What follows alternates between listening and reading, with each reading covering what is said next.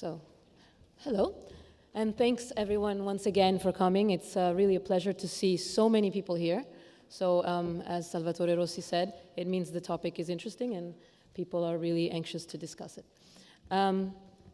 There was actually a lot touched upon already, so I think we could just open up for discussion to see what everyone thinks of what was said so far. I mean, obviously I would begin with sort of where we are today. Where do you think, each one of you think we are today at this point with Solvency II?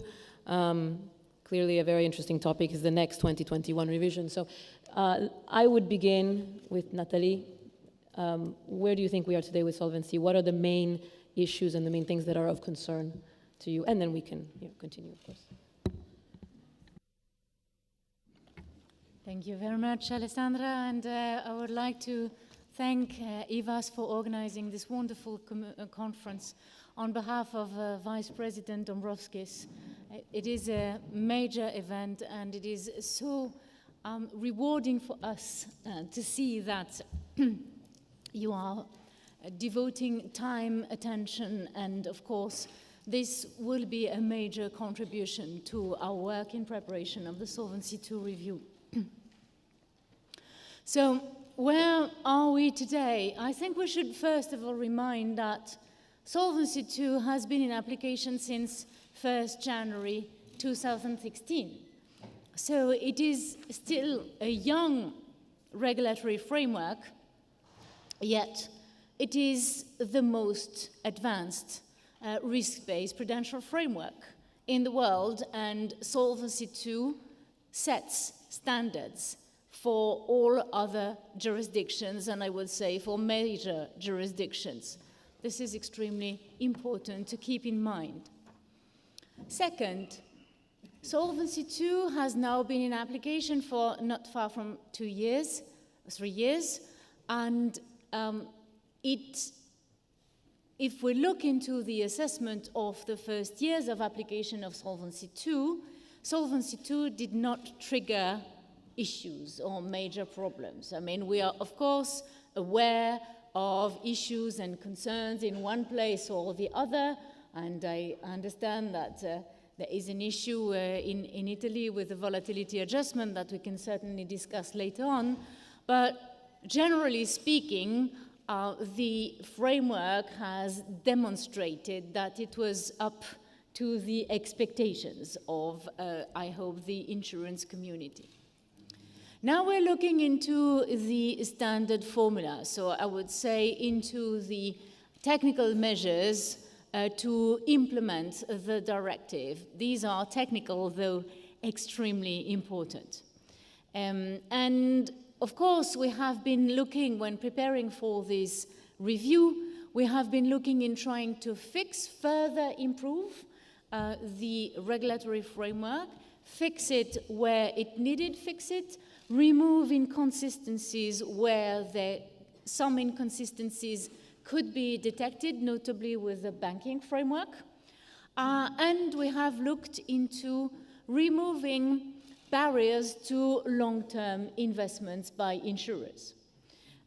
Solvency II is a very precious framework to guarantee the protection of policyholders and of course to ensure financial stability in the European Union, but in a period where we need to restore growth in the European Union, we can also look into the extraordinary investment power of insurers to try and adapt the framework, and particularly the calibrations or the shocks which apply to insurers' investments, in order to, I would not dare say strive them in one direction or the other, but maybe to encourage insurers' investments in one or the other categories of assets, like, for example, infrastructure projects and corporates, and simple, transparent, and standardized transactions, securitization, sorry.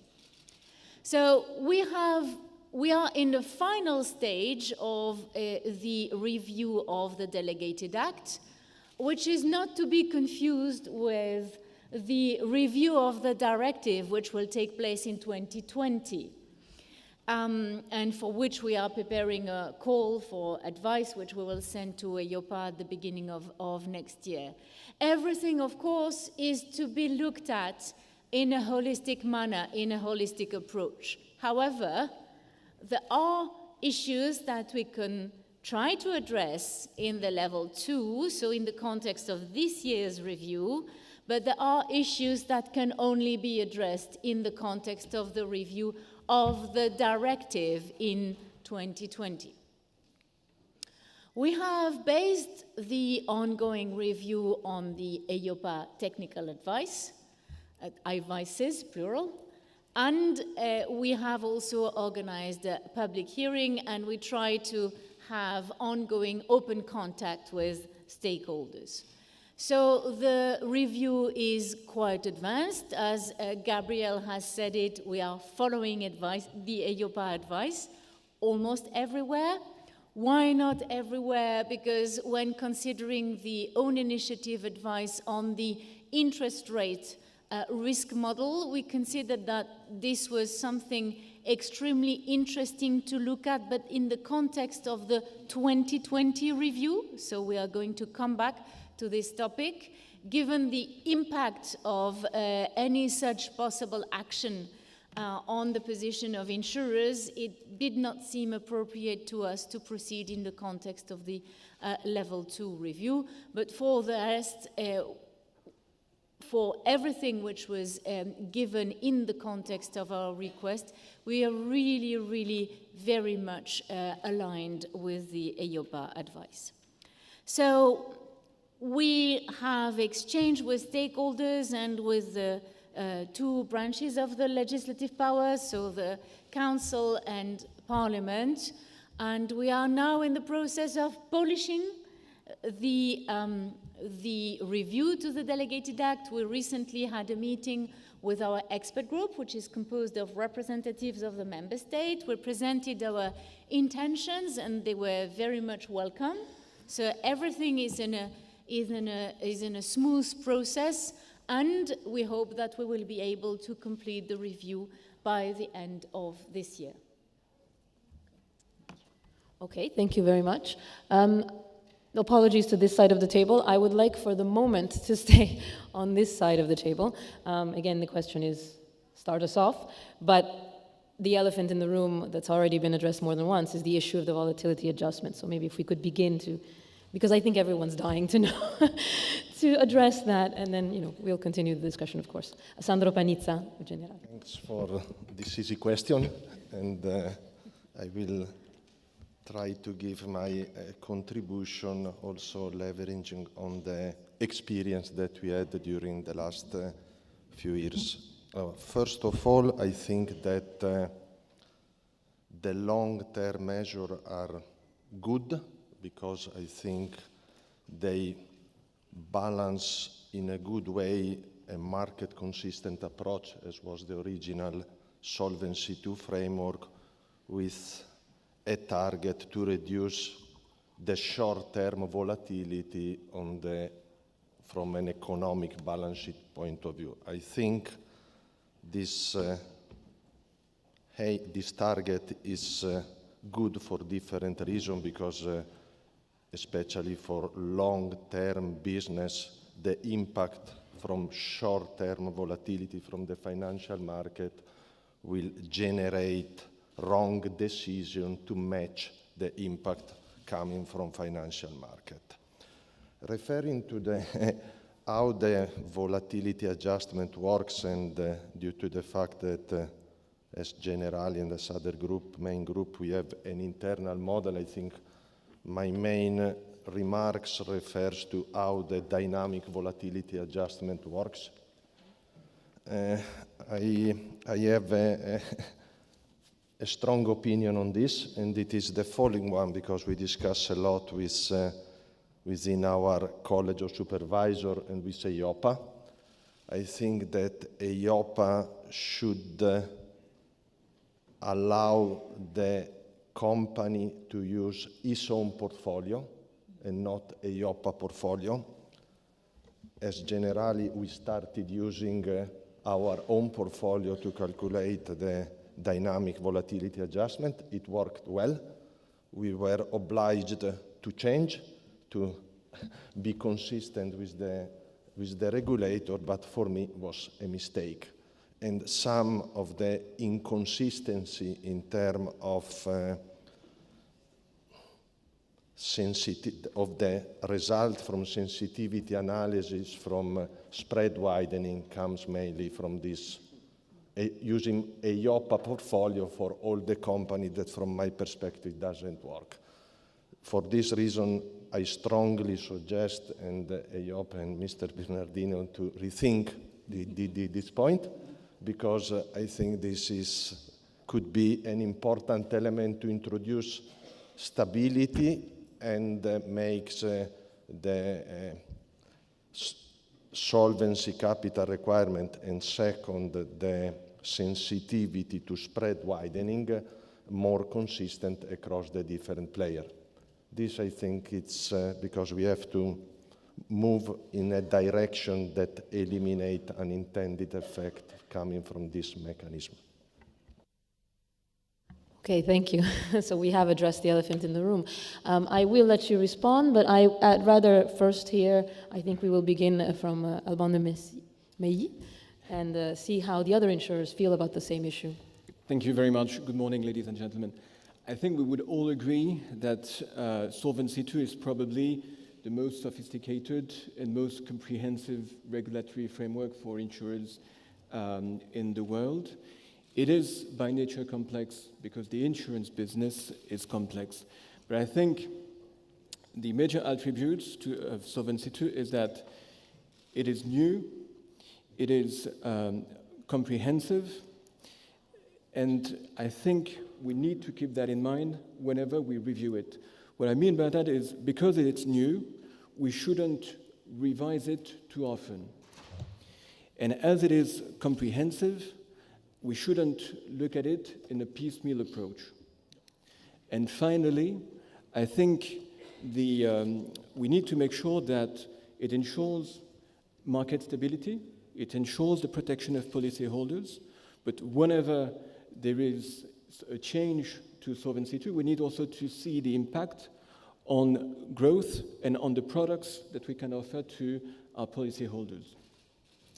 And in the recent past, we've seen counterexamples of that approach. I think when the UFR was revised, that was very quickly after the introduction of Solvency II. We didn't have stability, we didn't have enough experience to see what sort of issue it could raise. And more importantly, when it was revised, there was little, if any, determination of potential impacts it would have on our ability to provide long-term products to our policyholders by reviewing the UFR. Other example, it's on the risk margin. I think we looked at it as such. There was some proposal by the industry to reduce the risk margin, but it was not accepted. I will not debate the reason, but I think, again, it's important to see with that approach whether that would have improved the ability of insurers not only to contribute to market stability and prudent supervision, but also to facilitate long-term growth and the provision of the right products to our customers. So I think when we move to the 2020 revision, we need to have those principles in mind so that we have a comprehensive review of Solvency II, keeping stability in mind and keeping the benefit of our policyholders in mind as well. Okay, thank you. And now, Tom Wilson, your turn. Thank you very much, Alessandra. The question that was asked was, where are we today and where might we prioritize for tomorrow? In general, I would say Solvency II has been a qualified success. It is true that it has had a significant impact in terms of management practices. Given its introduction in 2016 and the 8 basis point 10-year boom that we saw during that period of 2016, Our company, for example, has closed our duration gap from, roughly speaking, a year down to 0. Actually, we're long on the asset side. So it has had real investment, real impact in terms of how we allocate risk capital, and clearly allocating risk capital to interest rate risk is not necessarily a positive thing. It's also had a very positive effect, I think, in terms of public disclosures. If you take a look at publicly listed companies and the types of sensitivities, the convergence between sensitivities that firms are giving, the type of information to shareholders that it's desired by shareholders to determine dividend paying capacity is truly a positive. The third positive or negative impact, if you will, is on life portfolios. Clearly, Solvency II makes the creation of long-term guarantees more capital intensive. That has driven some of the industry towards pushing more of the risk onto policyholders and or alternatively into alternative capital efficient alternative guarantees. That may be positive or negative depending on your view. Looking forward in terms of a qualified success, it's been reasonably stable since 2016. Who knows what's going to happen in the future and how pro-cyclical Solvency II will create the incentives for management during another crash scenario. Looking forward, I would say a lot of the things are very important. Environmental, social, and governance, I think, is clearly very important. Infrastructure, et cetera. But I would say it's probably less important than what Alessandra had pointed to in terms of the elephant in the room, not the volatility adjuster and national specific, rather the following fact. Infrastructure, we've been working very, very hard. We've got teams now for the last 10 years. We've probably got about 5% of our portfolio working very, very hard to generate both equity as well as debt from infrastructure transactions. It is not the capital charge, it is the availability of viable projects. That's the issue that we face. Actually making a lower capital charge may actually make less viable projects meet the hurdle, but it's not clear to me that that's really where we want to go. The big bulk of it is actually in fixed income. We have 90% of our balance sheet in terms of fixed income, and fixed income swings with spreads. And sometimes those spreads can be driven by liquidity events and other spurious market developments. Getting the volatility adjuster right, getting a company-specific matching adjustment and a more general is the way to preserve capital-efficient guarantees for long-term life provision. That's where, in 2020, we need to really emphasize moving forward. All right, Gabriel is dying to respond, so off you go.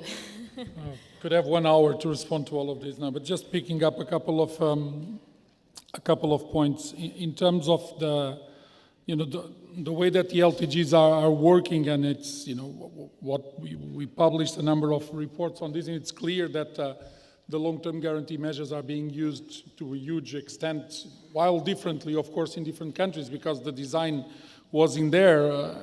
Different measures to deal with different issues in different types of products in different countries. So that's the reality. So of course, it's only natural that some could be working better than others, depending, of course, also on the market circumstances, and that's clear.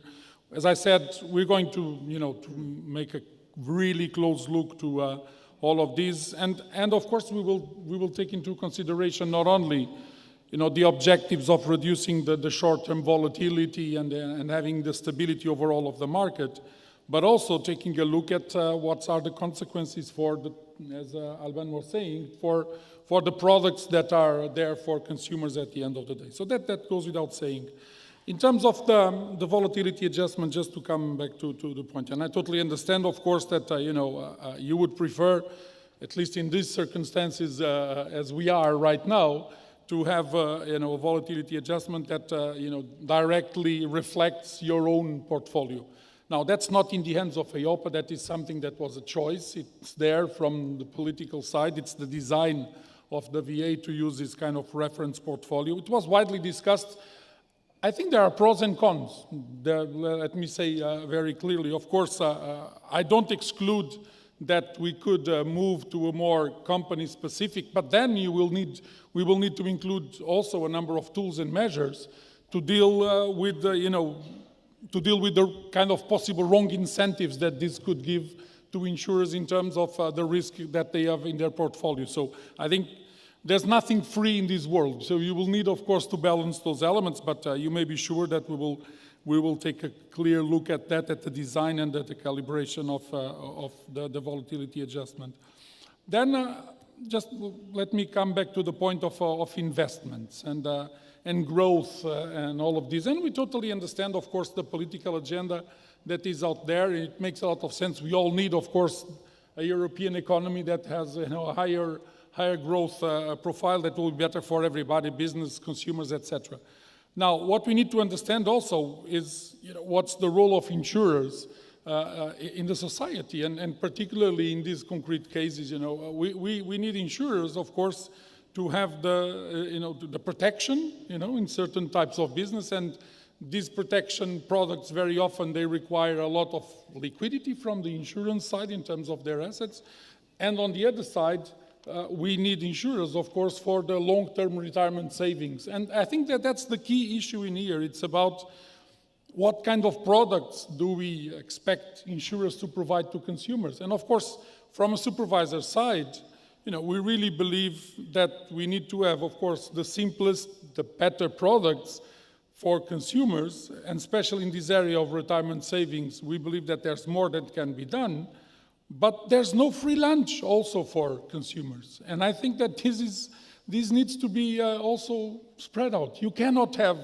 a product that at the same time, allows insurers to invest in really long-term illiquid assets, and at the same time provide all the liquidity and switching and all the elements that the consumer usually likes to have in an investment product. That's why there's a difference between an investment product and a long-term pensions product. And people need to understand that. And believe me, when you say this to normal people, they understand it. When I was dealing with the building up of the PEP, we consulted a lot with consumer representatives, and it was obvious for them this. We need to give away a little bit of liquidity in order to have the possibility to have more long-term savings and more illiquid investments. And this is the way I think we should go. And to be clear, to be transparent to people, the worst thing we can have is to have a situation where we're building up promises to people that will give them everything. That's not the reality. That's not the reality. So I believe that we can have a better balance in terms of the type of guarantees that the sector can give in, I would say, still a sound basis that allows for more long-term investment, but they need to be less liquid than what we see somehow nowadays. And just two final points. One, which is also about investments of insurers. We hear very often this point that insurers are not, released to really have their role as investors in the economy. Sometimes for me it seems like if insurers are investing where right now? Insurers invest heavily in our society, You look at the investments of insurers, it's about 11 trillion of euros in the European economic area. Most of it's funding who? It's funding our governments through sovereign debt, it's funding our companies through corporate bonds, it's funding our companies through equity, it's funding infrastructure to infrastructures, etc., etc. So this kind of thing that it seems that there will be a miracle coming from regulatory prudential framework, that suddenly insurers will invest in a different world, sorry, but that's not reality. It's already nowadays. And I totally agree with what Tom was saying, because I live that. Look at the work that we have done on infrastructures. During a number of years, there was this panacea that, Solvency II kills investment in infrastructure, EIOPA doesn't give, So we went to the really detail on all the infrastructure analysis. We created an infrastructure asset class, which is the first time in worldwide financial sector regulatory framework, with lower capital requirements, with criteria for these infrastructure assets. We see a little bit more of infrastructure, but not so much. And why? Is it because the regulatory treatment is so penalizing? No. It's because there are other reasons why the investments of insurers don't go in a certain type of direction. It's because of the lack of credible projects, good projects. It's the lack of standardization that we still have in Europe, because we have still rules in every country around Europe on how to put these projects there. You don't have companies, most of them, if a company like Allianz, of course, or AXA or Generali that are in here, they can, of course, have their own due diligence process. Most of the companies, they don't have the capacity to do this. So we need to build more on the pipeline, on making sure that there is more supply, and it's not always a question of demand, it's not always a question of the prudential treatment. And that, I think, it's a very important point also at the end of the day. Okay, thank you very much. And so less magical thinking, more reality is the formula. So at this point, I'd like to give the floor to Sandro PANIZZA, since gave you the opportunity to respond to some of that. And also I would like to touch upon some of the issues, the issue of growth and the role of insurance sector in supporting the economy, and what you think of that, and what is the role, and how much there should be of a role. Do the initiatives of the Capital Market Union, all the changes that we've seen introduced with Solvency II, do they create the conditions to encourage growth and employment? And that's something we as journalists hear a lot as well. So people are really interested in knowing, and especially what the insurers think about it. Obviously, we know you're in for a profit. Nobody thinks it's magical thinking. But let's discuss what the opportunities are. Sandro PANIZZA, thank you. First of all, I appreciate the point raised by Gabriel that there is no free lunch for consumer, because I think this is something that has to be kept in mind. Vice versa, if we were not taking into consideration this, we do mistake, because we were not able to deliver the promise to the customer. This, I think, it's an important element that also the regulator and the consumer protection has to take into consideration. The second element that I think it is important to keep in mind is that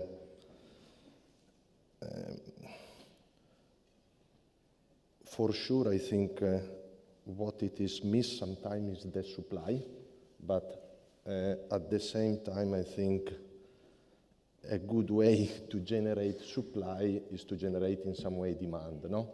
At the same time, it's something that has to work in a consistent and coordinated way, because as insurance, we work on two dimensions. One is the investment, and the second is the underwriting. Take the climate changes, the cyber risk, or infrastructure, or other, I would say, or other type of risk or emerging risk. I think as insurance company, we could support the development of new technology, new tools, but at the same time, I think we have to invest in a better underwriting. This, I think, it's balance the two rules of an insurance company, I think, would be important for the future. Referring a last comment on solvency, I think, because we always refer in terms of complexity to Pillar 1, but also Pillar 2 and Pillar 3 are very demanding, and I would take the opportunity that I have the regulator with us, I think, to start thinking, reviewing the Pillar 3.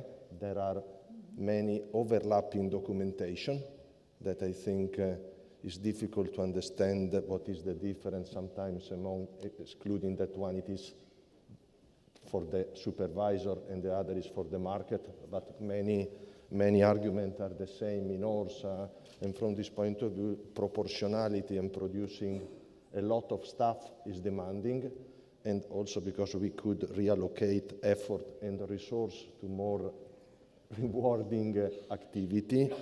And another important element, a point that I share with Tom, that for sure the transparency and the communication to the market improve, but I strongly believe that at the moment for the financial community is not easy to understand and to link solvency with cash and the P&L reporting. This is something that generates a lot of misunderstanding, sometimes overestimation in the capacity from the different company to deliver cash net income starting from the Solvency II capital generation. This is something that has to be fixed, and I think we should find a way to educate and to understand better the interaction between different issues. Thank you. So I will jump back to the insurers at this point and the role of the insurers and what you think it should be, addressing, of course, some of these issues. So Alban de Mailly, thank you. Thank you. First, I think we should recognize the fact that there have been a number of initiatives pushed by the European Commission to facilitate investment in some asset classes, such as infrastructure or securitization, notably through the simple, transparent, standardized securitization. So it's most welcome, and that allows insurers to invest in that kind of asset classes. That being said, I think we should also recognize the fact that insurers are long-term players, and that, for instance, we didn't see run on the banks with insurance companies at the last crisis. So having long-term liabilities allows us to have long-term assets. Obviously, we need to take into account liquidity risk, as most, if not all, large insurers do. That's for sure. But at the same time, we should recognize that, in general, our liabilities are long, and therefore we should not, we should not limit our long-term investments to our long-term illiquid pockets of liabilities, because that would restrain too much our ability to invest in the long-term economy. And I think we should also recognize the fact that by nature, long-term assets have a more volatile mark-to-market, which is the basis of Solvency II, than short-term assets. And therefore, we need to improve our ability to reduce that volatility in the long-term guarantee package. One word also on sustainable growth. We obviously support the initiative. We need to be careful how it's crafted. And I think we should have in mind for instance, the green versus brown distinction. Does it really make sense? Let's look at the economic fundamentals rather than taking some theoretical approaches. Yes, same question, especially on the dream versus reality issue, and of course the role of the insurers in the economy. Actually, I would give the current regulatory and political environment a solid B, not an A, in terms of promoting growth. And why do I say that? If you take a typical insurance balance sheet, I'm just going to make it up here, say 30% in sovereign bonds, 30% in bank, and 30% in fixed income for corporates, 10% in real estate and other. Let's take those categories, right? 30% of my balance sheet is going to sovereigns. Is that net accretive? Well, it depends on how it's spent, right? To the extent to which it's crowding out viable investment and not spent on actually accretive growth initiatives, then guess what? I'm financing 30% of my balance sheet in no growth initiatives. Now let's take a look at banks, right? While all of the regulatory reform in terms of the banking market has been very positive for banks, such as bail-inable debts, the provisions for COCOs, et cetera, from an insurance perspective, this is nuts. Why would I want to buy as a fixed income investment something that a bank treats as equity, right? So we've gone exactly in the wrong direction. Now let's take corporates. Corporates is really where I want to play. I want to be a large portfolio, diversified portfolio of low investment grade corporates. The ability to finance corporate growth directly in a meaningful way without intransparency, without moral hazard and other issues, I would love that. I would absolutely love that. But you look at what the Capital Market Union has done. Since 2016, there has been a proposal out with regards to insolvency and restructuring rules across Europe. No action has been taken. The STS compliant securitization, to the best of my knowledge, there have been no deals that have been done under that since then. Local prospectuses are possible, but actually it's up to local review. What does a broad and deep fixed income debt market require? It requires common documentation, common rights and ability to remediate assets after the fact, transparency, and we're not getting it. So in terms of financing growth from an insurance perspective, number one, maybe take off the risk-free status of sovereign debt because it's not clear that that is actually contributing to growth globally. Number two, make it such that I can actually do more investments in corporates directly. I like corporate debt. I like the transparency of individual, the diversification that I get, but it's not necessarily what's happening right now. For that reason, I'd give the current environment a solid B, if not a little bit lower, clearly not an A. Thank you very much, Tom Wilson. All right, well then, obviously, the floor is to Nathalie Berger. Same issue, growth, dream versus reality. These are companies we know, so what do we really ask of them? What do we want to do to promote growth, and how? Thank you. Well, as I said it before, I believe that insurers have an absolutely major potential to promote growth and to contribute to growth through their investments. And through the Solvency II review, we will take some measures which I think will address some of the concerns or response to some of the calls made by insurers. And just maybe to respond to Tom, of course on STS we wouldn't have seen any transaction yet because that framework will enter in application 1st January. So we hope that if we meet next year at the same time, you will be able to report on the interesting figures on insurers' investments in STS securitization. You mentioned investing in corporates, and this is precisely what we're trying to do. We are going to incentivize insurers' investments in unlisted equity and in unrated debt. And we really hope that through the review, the 2018 review, this is a measure which will have an important bearing. Responding to concerns regarding to the long-term nature of investments and of course the equity shock, this is something on which we will do further work. We have started to do a lot of work. We have commissioned a study in order to look into the drivers of insurers and pension funds investments in equity, and I'm talking here about listed equity, so all the rest. And we will be able to reconsider how the equity shock is organized in the context of the 2020 review. So I understand that this may be considered as a step-by-step approach, a staggered approach, but we are in an area where whatever we do, we need to do it in a prudentially sound manner.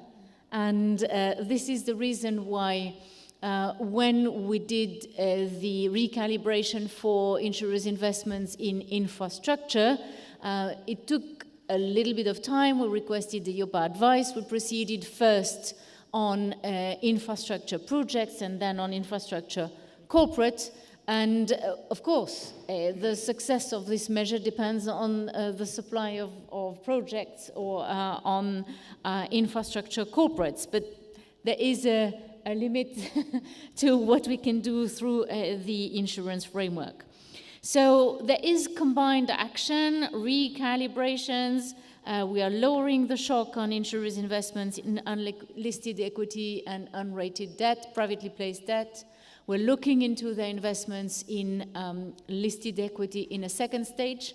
We're also very much focusing on sustainable finance and the role that insurers can play. We're now looking, we're sending a call to EIOPA on this.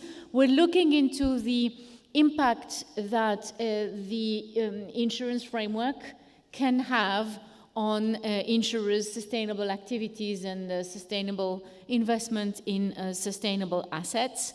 And last but not least, it is not the topic for today's conference, but I think this is still very important if we look into the potential that insurers can have in contributing to growth, in financing growth.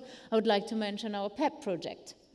The proposal for a pan-European personal pension product where insurers have a major role to play. And when we have presented this legislative initiative, we have proposed to the European legislator to establish a real single market for a personal pension product. We've worked on the basis of a public consultation in which both the public, the citizens and insurers and a lot of stakeholders participated.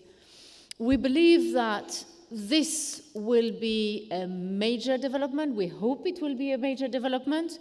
Of course, all will depend on the supply of products that will be developed by insurers and by other types of stakeholders once the legislators will have adopted it.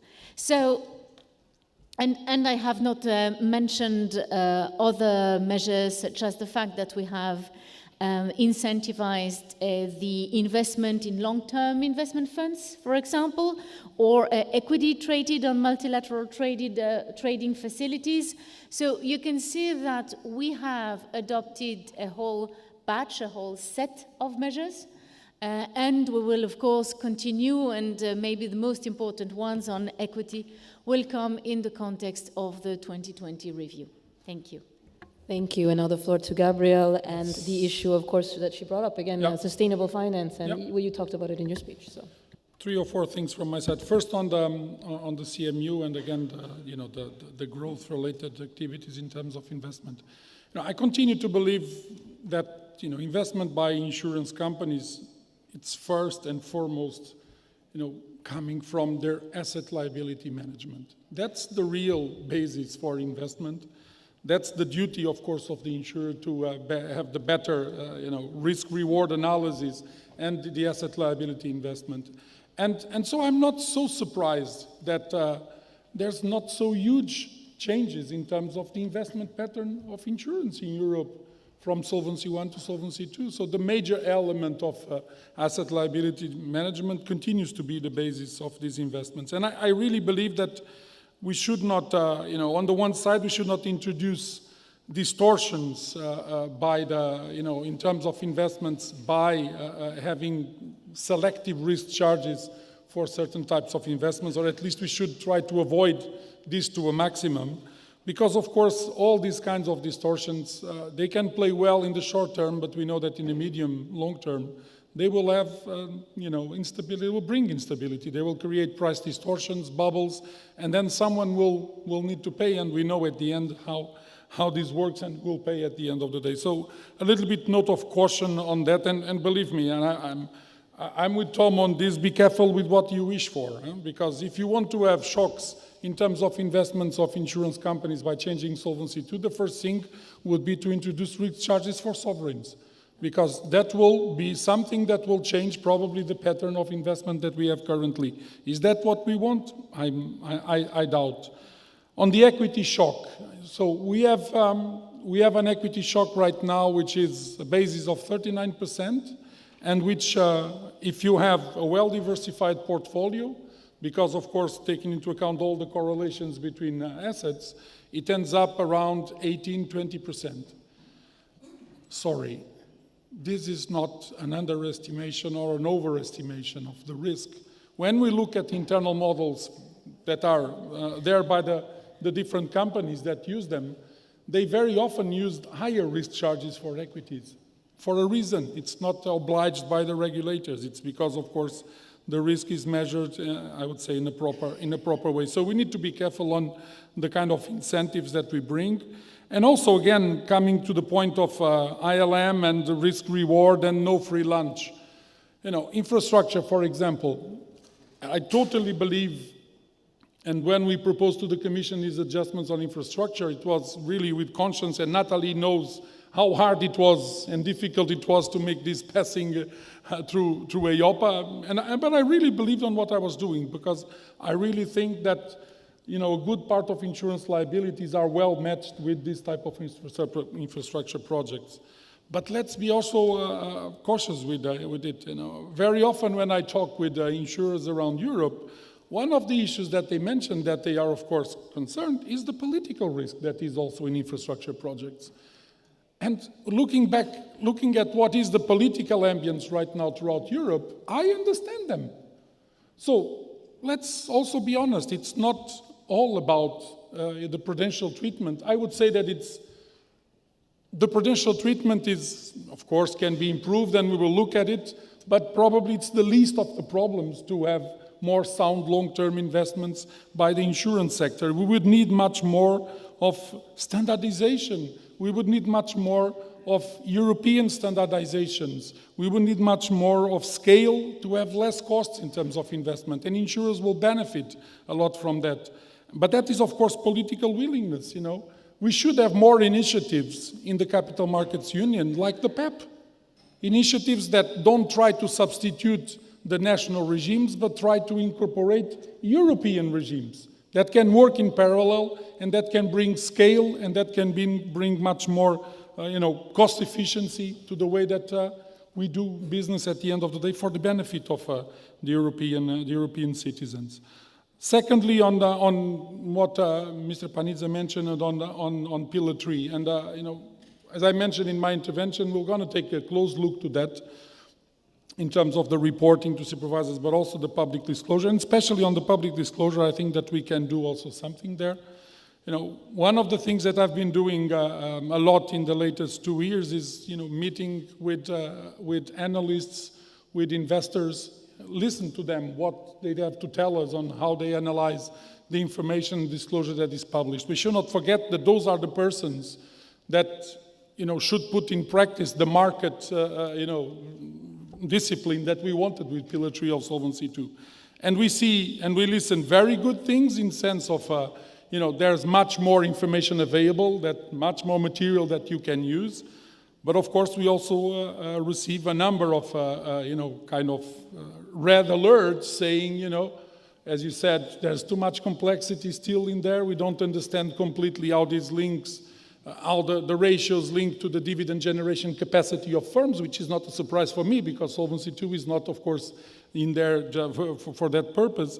But also they say, and I think they have a point, that we should have more standardization also in some of the elements that are published in order to allow to have better comparison. So we will be quite focused on this, and if there's areas where we can reduce the burden in terms of disclosure at the same time that we increase some elements of standardization, we will be very happy to do that. Finally, on sustainability, I think this is an exciting task to all of us, to be very honest, and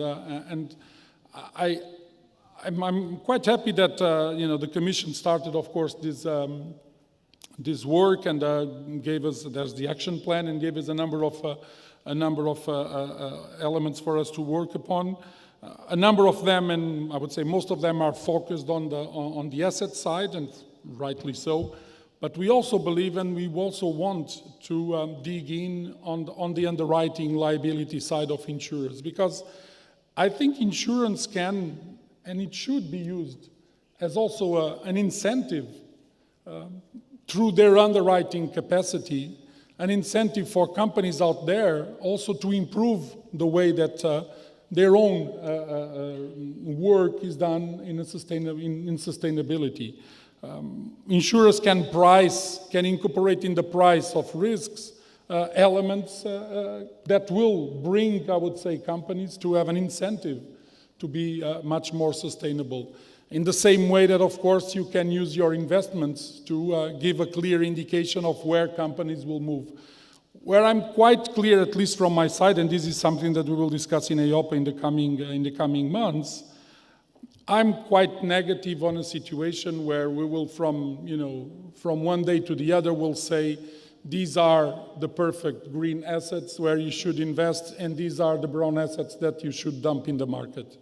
That should not be what we should do, because if we do this, we create a lot of stranded assets. We create, instability also in the market. And this world, it's not a, black and white world. This world needs to be a world with a lot of gray tonalities. What we need is to give the right incentives for the economy to move in the right direction.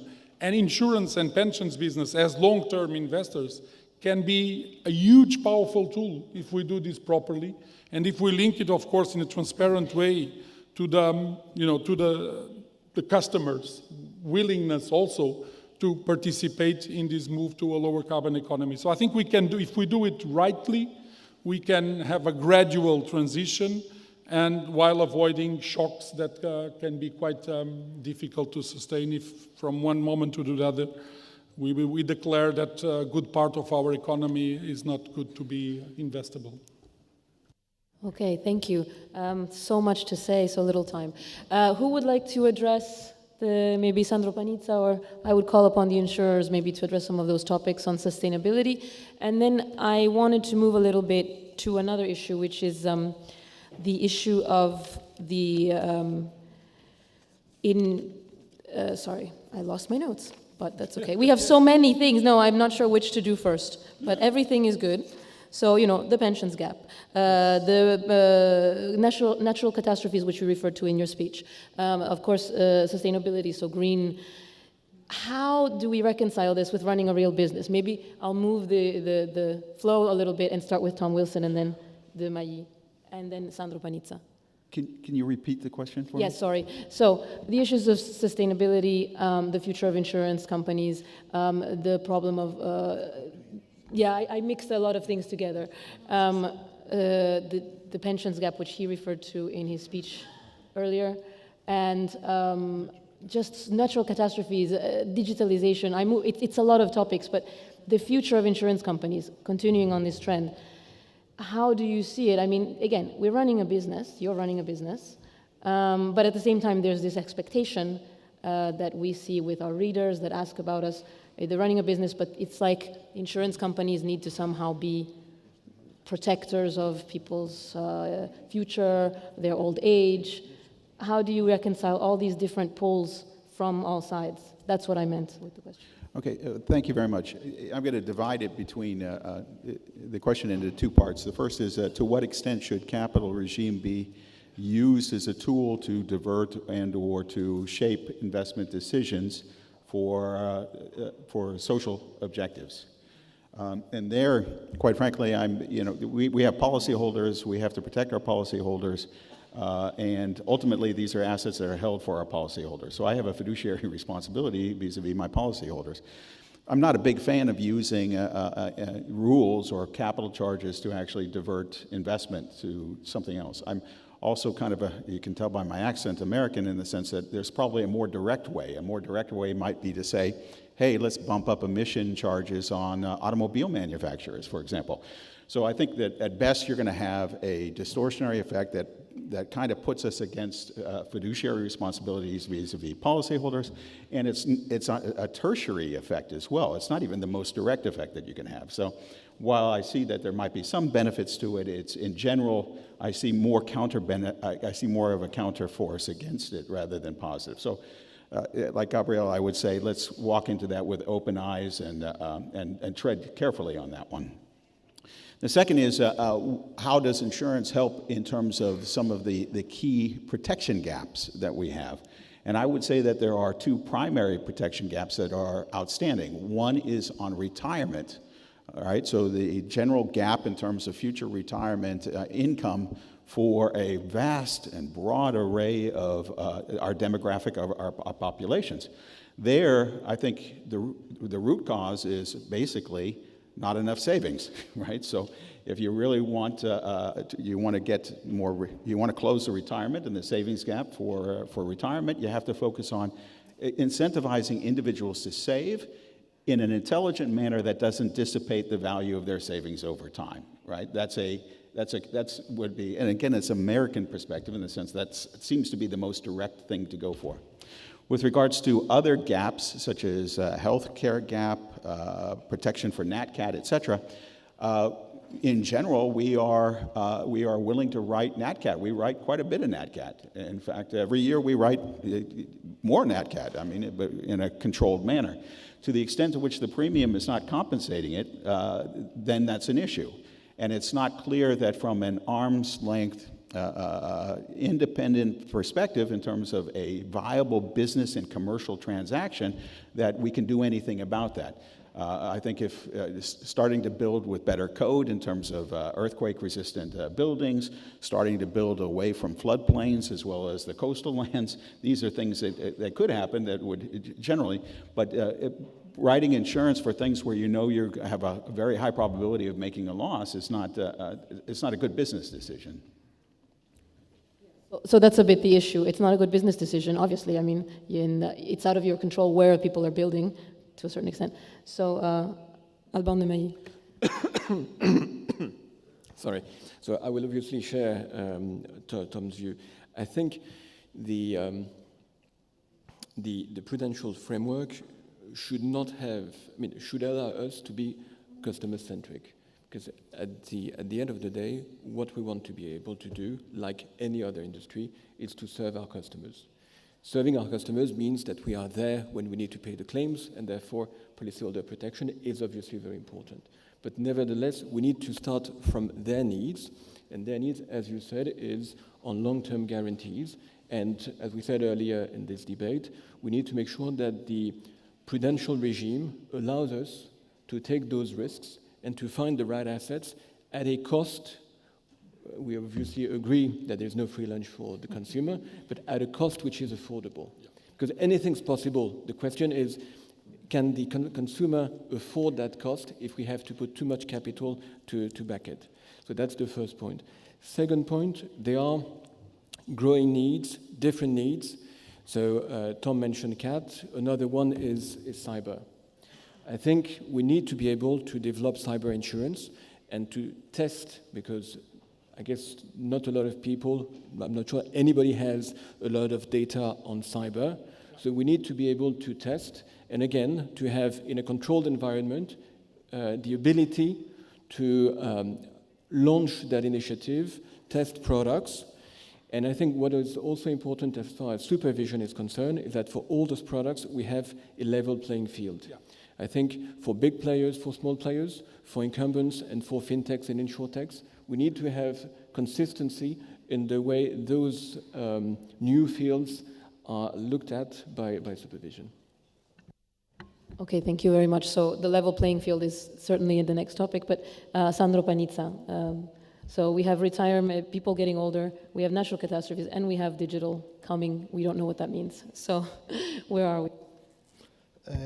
I would like to add a different perspective, if I may, because I think especially when we have to move versus what type of gap we have to protect. Because we spent much of the discussion referring to the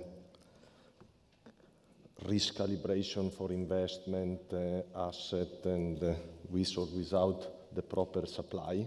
For many times we discuss on nothing, but I think, and I take the opportunity, a point raised by Gabriel, that the amount of capital that company needs are driven by liability. This, I think, it is a point that from which our business start, and the product development is the core of our business, because especially if you want to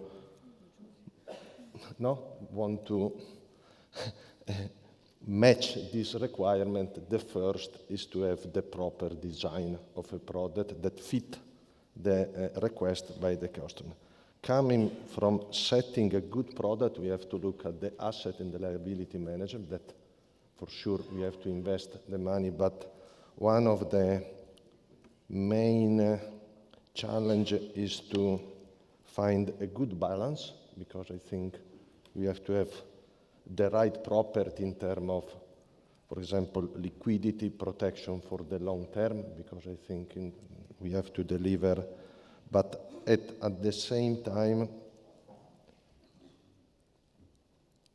the product has to be priced in a correct way, because they have to reward the policyholder, but at the same time there are different other stakeholders that have to be rewarded to maintain the promises to the customer. From this point of view, I think we spend much amount of time on discussing on investment, we should spend much more time on discussing on product. This is my strong recommendation, because I think the investment per se, excluding I think the private debt, new asset class, new in broad sense, are quite easy to find the calibration.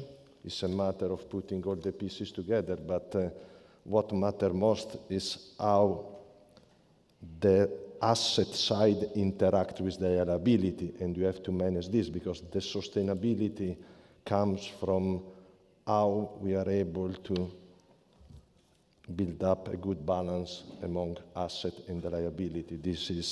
And the good balance starts from a good product design in the proper way and to reward the company in the proper way. This, I think, it's something that we have to look more.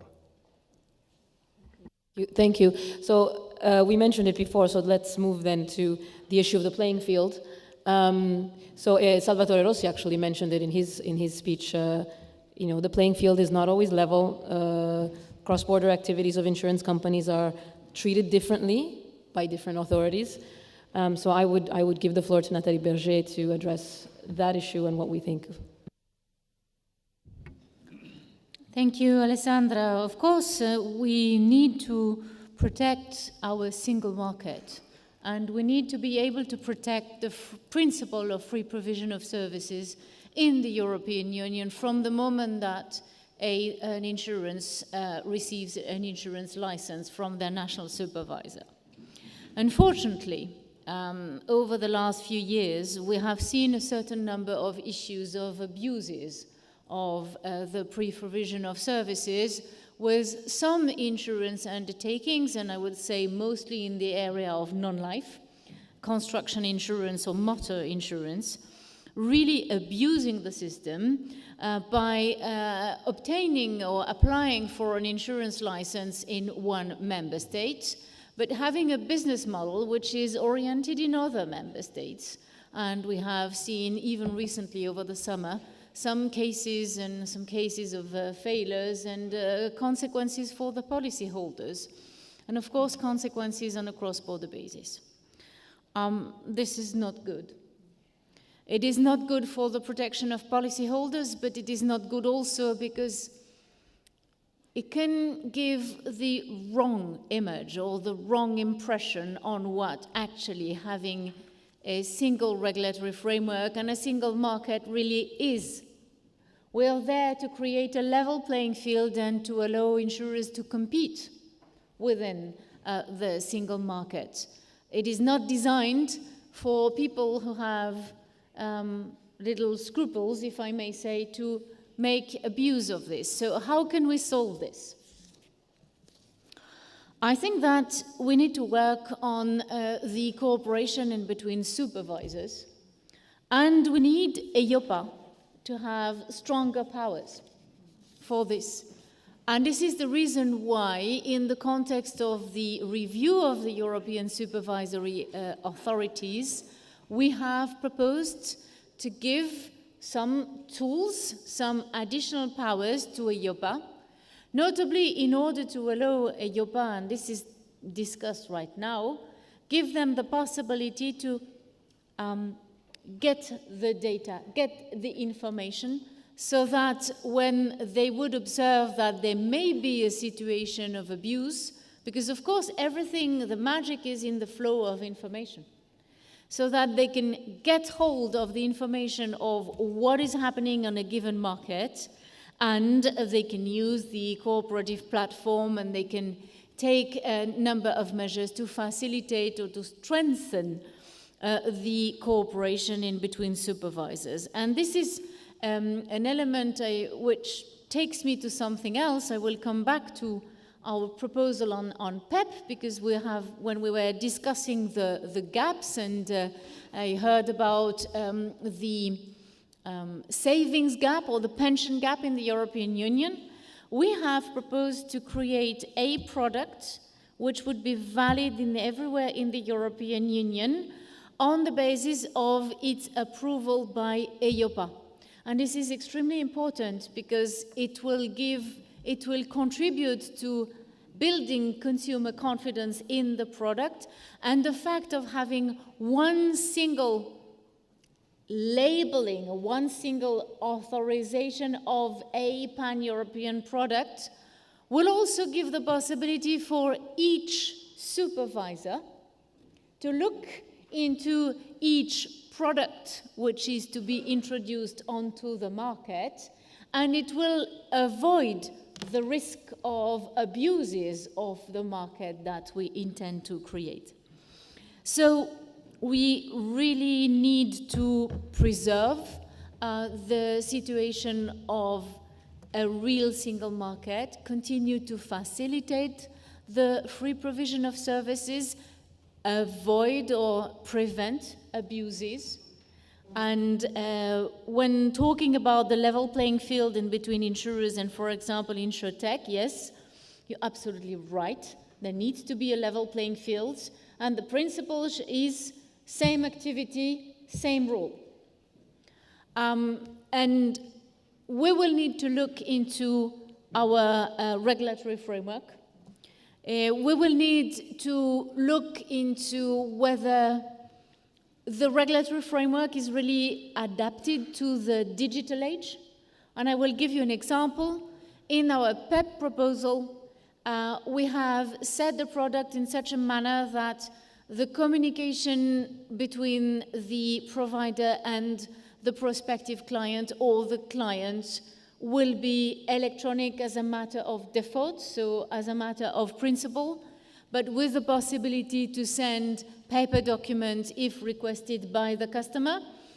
If we look into our regulatory framework right now, the PEP is much more advanced, it's modern, also because we want to attract the young people to invest in this product, so we need to have something which also through its rules is something which is attractive in the distribution rules.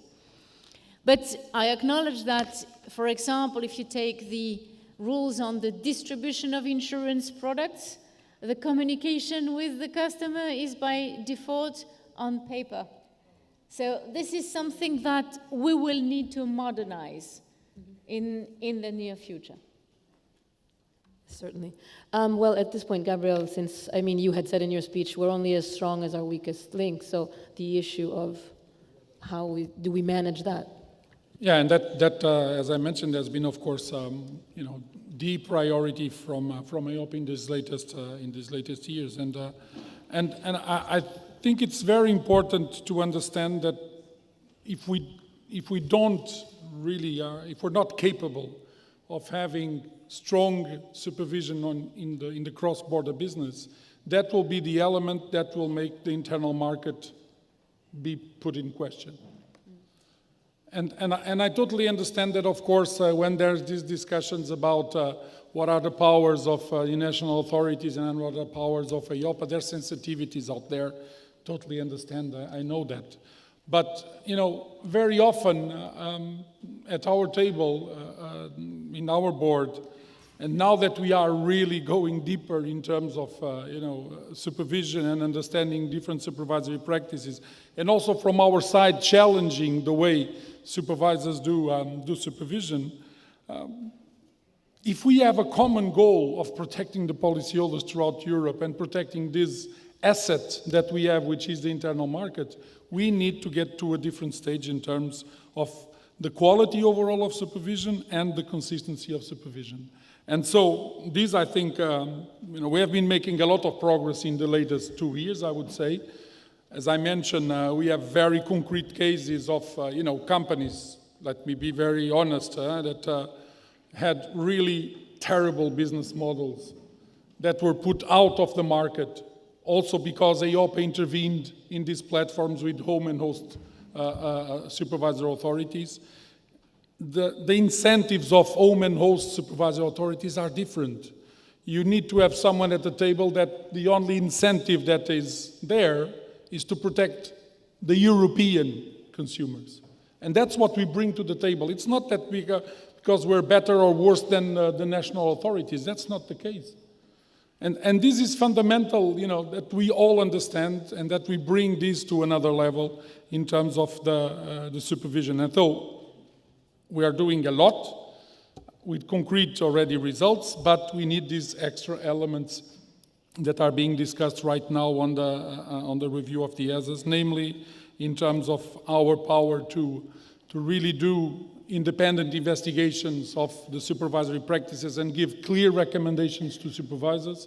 And secondly, in this cross-border basis, to have the capability to have a preventive action. Because, until recently, these cases, when they arrived to our table, it was already very close to insolvency, to consumer detriment, to claims not being paid, etc. And of course, gladly, this is still localized, but let me be very honest on this. This is hugely detrimental to all of us. This is hugely detrimental to the confidence in the insurance sector. Because consumers, when they see that they've made contracts and then they are not fulfilled, then of course the trust is not there. So I think we need to treat this very seriously, and I just hope that the discussions, in the Council, in the Parliament, and especially in the Council, where sometimes these things are very difficult because of the national sensitivities, that people see the big picture of what we're trying to save at the end of the day, which is an internal market that can work for the benefit of all of us. And let me just touch on one point in terms of the internal market and these retirement savings, for example. I agree with what Tom said, of course, in terms of the need for more savings. That is clear. But I think as Europe, we also need to provide better frameworks for these savings to deliver. We need to have more scale in order to reduce the costs. Coming back to the point of Sandro, we need, different types of products, also probably more simple. Simplicity brings lower costs and it brings much better scale. So that's also about product design. And the idea overall of the PEP was basically that, really we need to show that insurance products can deliver at the end of the day much better returns. And of course, within a framework of low interest environment as we are, every euro that is spent in costs because of either regulatory demands or inefficiencies in the single market, it's €1 less for you as a consumer. And that's not good. So really, we need to deal with that. And I think that I'm quite confident that the industry overall will find solutions, also from a product design perspective, using more digital means, using, of course, all the capacity that is in there to understand clients' needs and to go in this direction. But this needs to be definitely confronted. Okay, thank you. I think we have a bit more time, so we'll finish up the rounds. Alban question was also, do we need simpler products? What kind of products do we need? I think coming back to the level playing field and the issues that we had notably in France on construction, I think the single market is absolutely essential and we should make sure that we safeguard it. I don't know what an abuse of free provision of services is. I know what lack of competence looked like. And I think fundamentally what happened notably in construction in France is that some players enter the market without the skills and the right pricing to properly sell those products. The issue, therefore, was simply that the local supervisor did not have the authority to stop that because it didn't oversee the player that was located in another country. So, and excuse me, Gabriel, for this, I don't think it should go up to the EIOPA because I like a referee which is closer to the ground and would know the product better, such as the local supervisor. I think what we need to organize is to make sure that a local supervisor can talk easily to the home supervisor of such an entity in order to say, look, this company is doing bizarre things on my market. Because that was known. You could see that the prices on this were much lower than what traditional competitors would do on the market. So that was identified, and simply the local supervisor didn't have enough authority to take any action by itself. So that's where the dialogue between supervisors is absolutely essential to remediate this. So more coordination rather than moving it up. So I'll give you the chance to respond, and then I'll move to Tom Wilson. Just very, very briefly, you know, what we are saying and what we are asking is not to have the direct supervisory powers over those companies. What we're saying is that we need to, have the possibility of intervening since the beginning when there is this cross-border business starting, because we need to make sure that what you mentioned, that home and host supervisors really understand the risks that are there, and we need to have the possibility to investigate when we see that there are issues, and not only, you know, being confronted with the situations where there's already detriment. That's just what we're asking. We're not asking to change the approach of supervision. But let me be very, very clear also on this. You know, we had in construction business was clearly the case. We have a situation where we found, of course, companies in which the business model was a disaster, to be very honest, similar to a Ponzi scheme. That's what it was, collecting premium and waiting that we'll never pay claims in the future. We had home supervisors that were not aware of the risks that were being underwritten in other countries.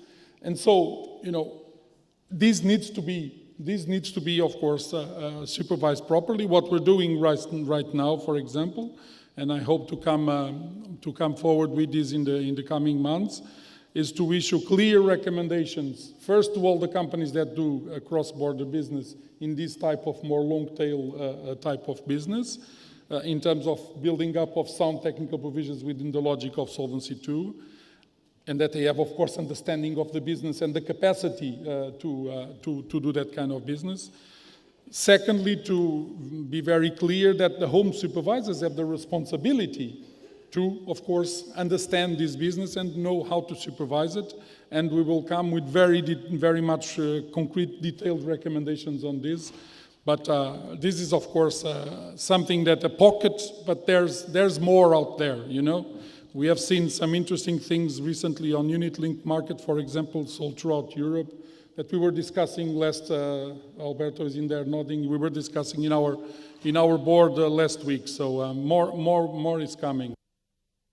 It's coming, that sounds like a threat. Tom Wilson.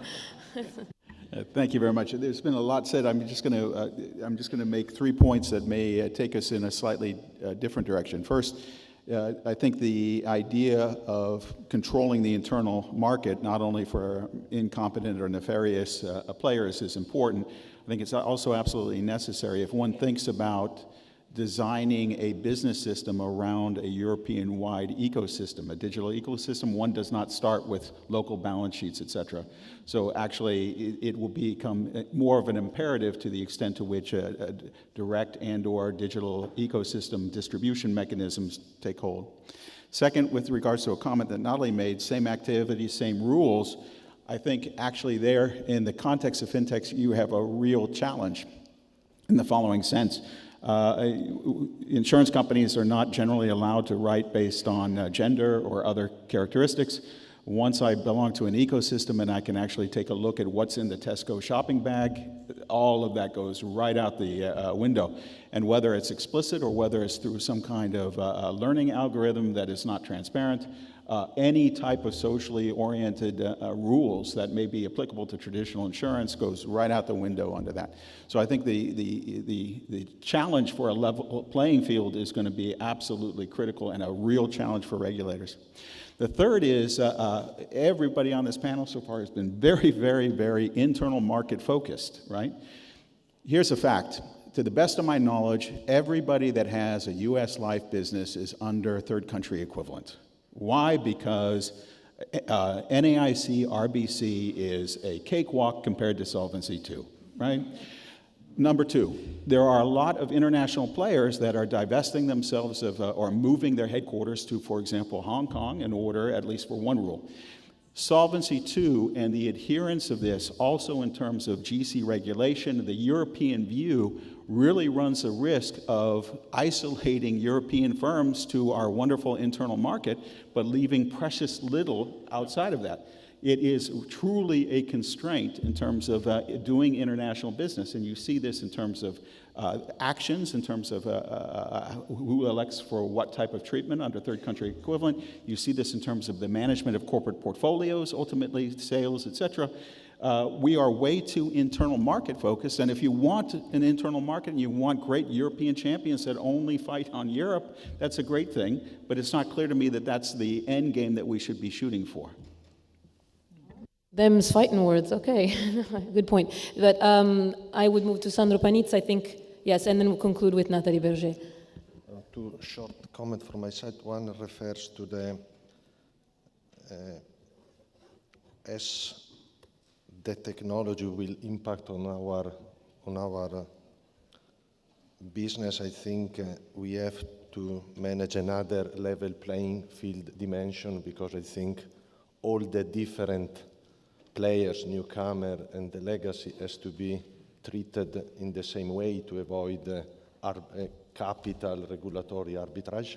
I think this is an important element. And my last comment referring to the solvency, I think for the international group, I think we were able to improve the fungibility of capital at group level in a way or in another. But I think there is some room to improve I would say, the transferability of capital across the different geography to optimize the capital management at a group level. This, I think, is something that we should take care, because I think if we move versus, and we are in one single market, the single market has to matter also for capital. Thank you. And then, since we are moving towards the end of the debate, I would ask Nathalie to conclude and to address, obviously, Tom's accusation, if we can, of are we closing ourselves into a fortress Europe that then becomes a problem? Thank you. Thank you very much. I like this one very much.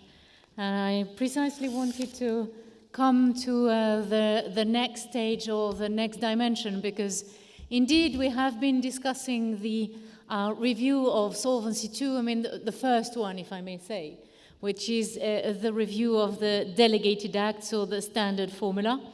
And in 2020, or we're already starting, we will look into the review of the directive, and we are going to assess, of course, how the directive in itself works, but we will look at it through the prism of other cross-cutting political priorities. But I was thinking that the exchange would not be complete if we did not link it with the international dimension. So I'm grateful for the point to be made. Are we establishing a fortress Europe with Solvency II or not? An interesting point. So let's look into the international dimension precisely. We are participating in the works of the International Association of Insurance Supervisors, and particularly the work on the establishment of an international capital standard. And of course, we're following everything which is done upon request of the FSB. The Commission is member of the FSB regarding the issue of systemicity in insurance and the designation of systemic, internationally active systemic insurers.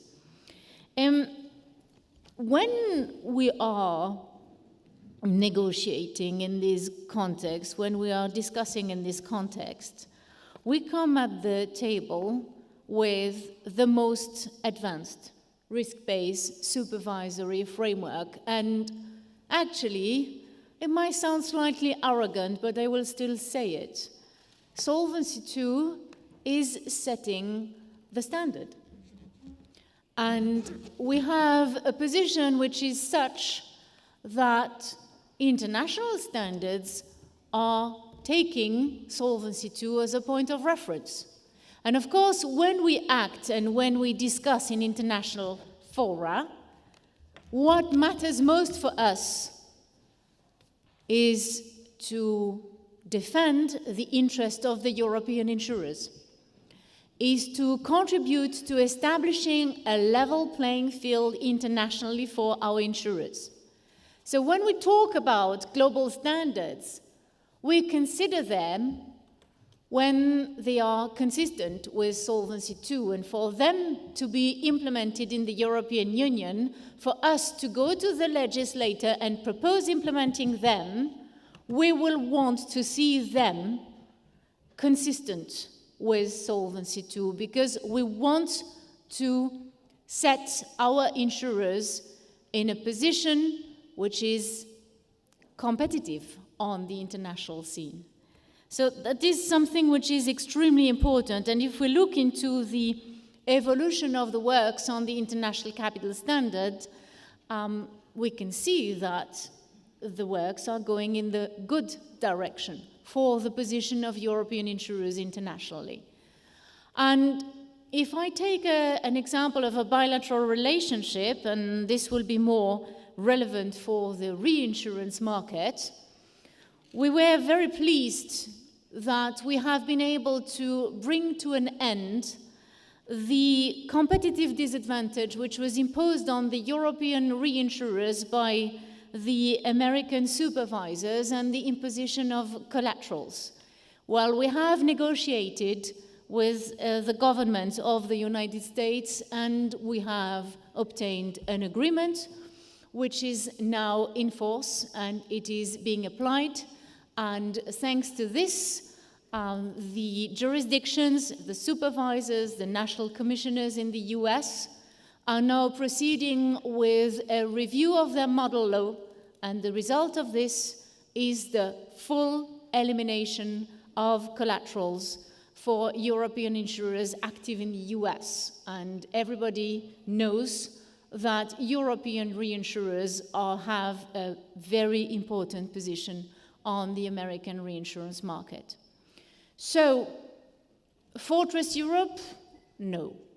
Fortress Europe in the sense that if someone wants to come and act and compete on the European market, well, then they have to follow the rules that are imposed to our European insurers for the protection of the interest of policyholders. But everything that we do is in the interest of insurers, policyholders, and of course, we keep an eye on the international level playing field because we have major insurance in Europe and we want to contribute to the development of their activities on a worldwide basis. Thank you very much. Thank you so much.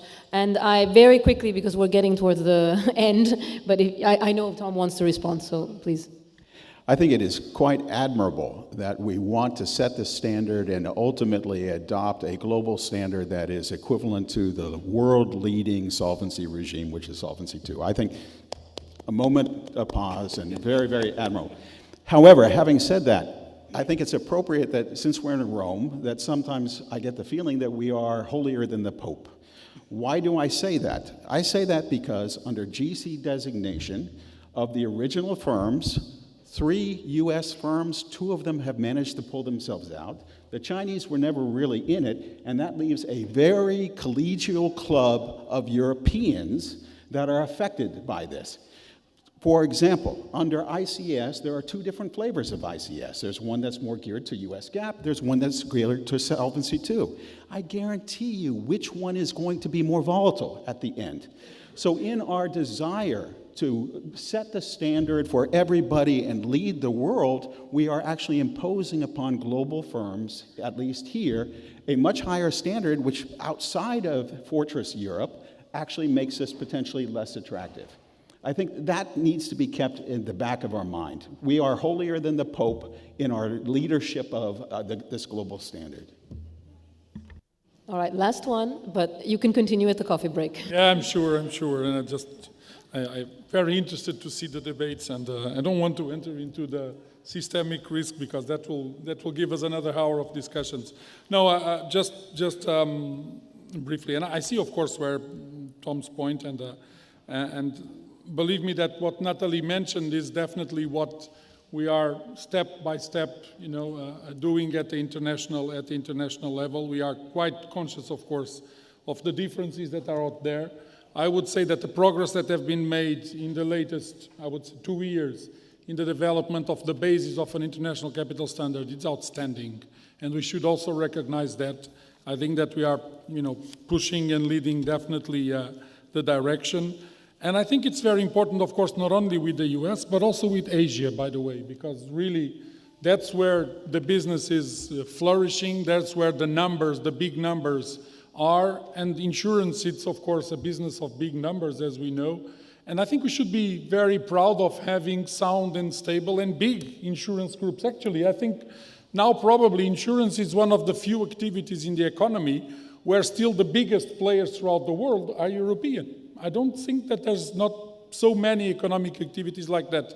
And why is that the case? I think it's also because of the fact that we have been capable, not only from, of course, the management of insurers and having the capability to, manage risks in a more efficient way, but I think also the fact that we have, from a regulatory perspective, I think leading the way in terms of having a more modern regime. So in that sense, I believe that we can influence and we can inspire also the regimes that are being adjusted right now as we speak in many Asian countries, which are quite relevant for the European presence. And that, I think, should be the way that we should go. So I don't see strong and sound regulation as a disadvantage for the European firms. I think that if we do it intelligently, we can continue to lead the world in this area. Thank you so much. Very encouraging words. And I thank our audience, our participants, Sandro PANIZZA, Nathalie BERGER, Gabriel Bernardino, Alban and Tom Wilson. Thank you so much for being with us.